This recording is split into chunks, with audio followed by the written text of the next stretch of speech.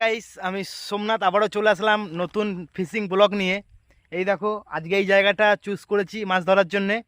আর এখানে শুনেছি অনেক শোল, মাগুর, শিঙি, দেশি প্যাকাল এসব পাওয়া যাচ্ছে। তার জন্য আজকে আমি তিনটে বড়শি নিয়ে চলে এসেছি। দেখো, একটা দুটো তিনটে বড়শি নিয়ে, ঠিক আছে।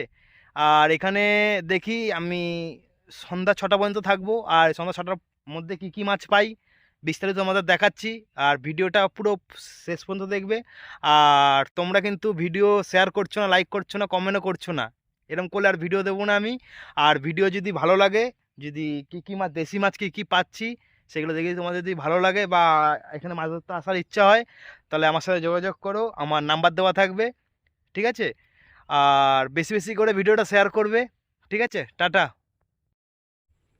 চলো গাইস, আর একটা বস্তিতে মাছ ধরেছে, দেখি কি মাছ। দেখো, এটা ভাসিয়ে দিয়েছে পুরো, দেখতে থাকো। মনে হচ্ছে প্যাকাল মাছই ধরেছে। চলো গাইস, বলতে বলতে আর একটা মাছে খাচ্ছে, দেখো আর একটা বস্তি মাছে খাচ্ছে। ওই দেখো, বস্তিটা মাছে আস্তে আস্তে খাচ্ছে।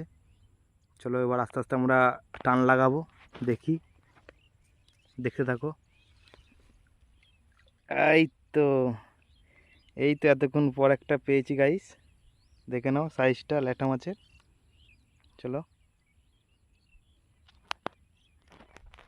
চলো গাইস, এতক্ষণ পর একটা মাছ পেয়েছি, দেশি প্যাকাল, সাইজটা দেখে নাও, কঠিন সাইজ।